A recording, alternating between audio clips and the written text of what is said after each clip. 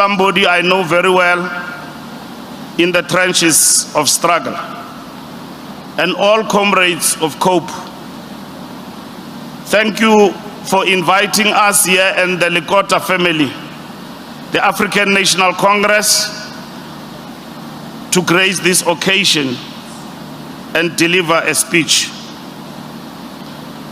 Leaders of different political parties, the leaders of the church, abafundisi bethu abakhoya apha namhlanje ngenkonzo ngokwahlukahlukana kwazo ezikhoya apha namhlanje, traditional leadership present here, ikumkani ezikhoyo nenkosi ezikhoyo apha namhlanje ngokwahlukahlukana kwazo sininika imbeko efaneleyo. Past and present leaders of the African National Congress, veterans of the struggle, friends, compatriots and fellow mourners, today we gather in solemn reflection, united by grief but also by deep gratitude for a life that was lived in service of freedom of our people.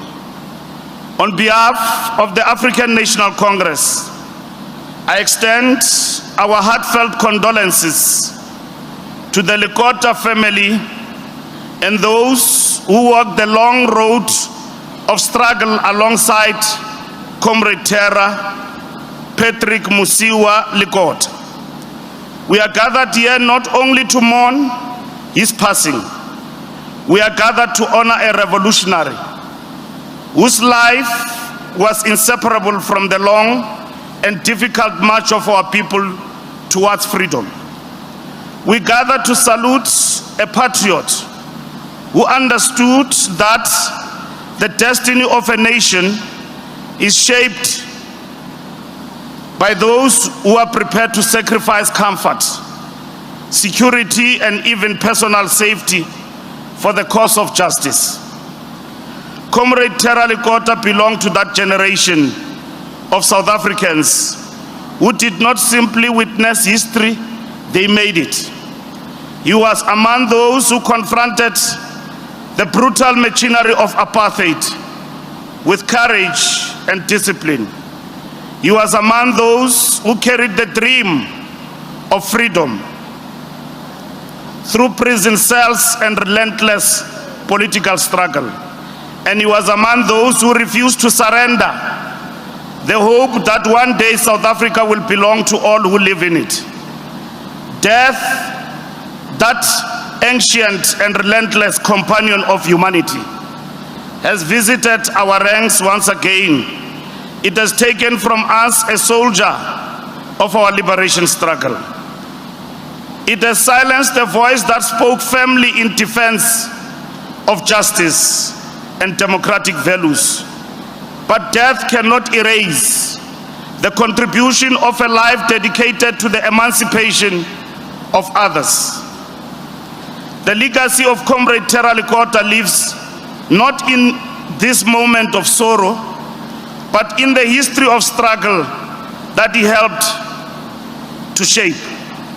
Those who knew him will remember his clarity of thought.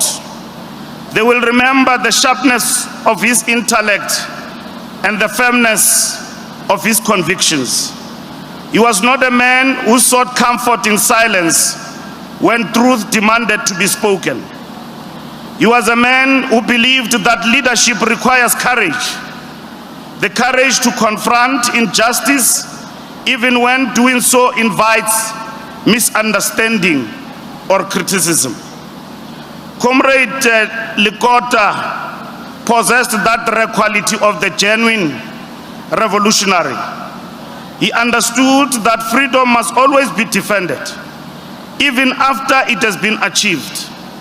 He believed deeply that democracy requires constant vigilance and honest debate. From the earliest chapters of his life, Good afternoon.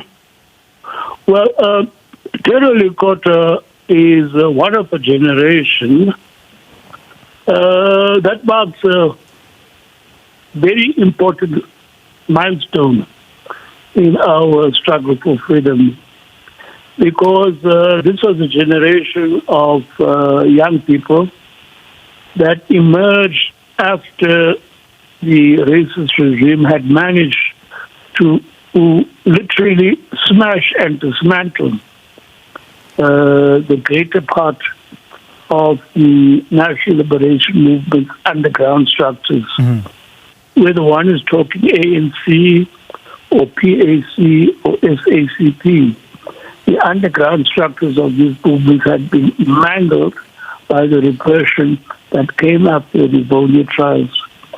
And there was what some people refer to as something of an ice age in politics until this generation of poor terror emerged through SASO. So it does mark a very important period in our struggle for freedom.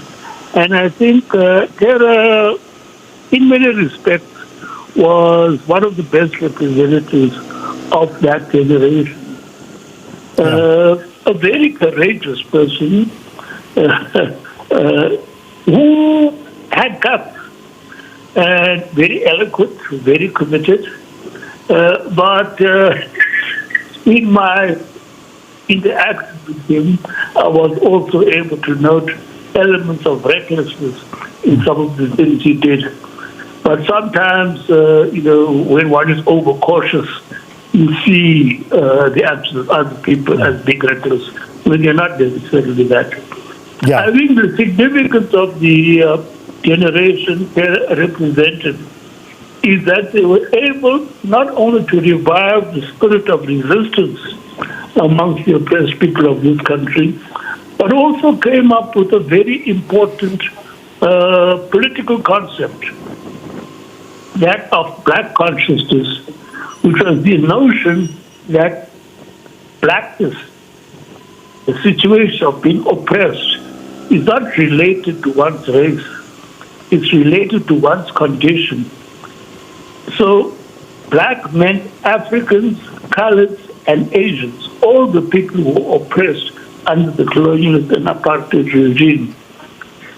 Because we must understand that though people speak of this as a struggle against apartheid, it was actually a struggle against white domination.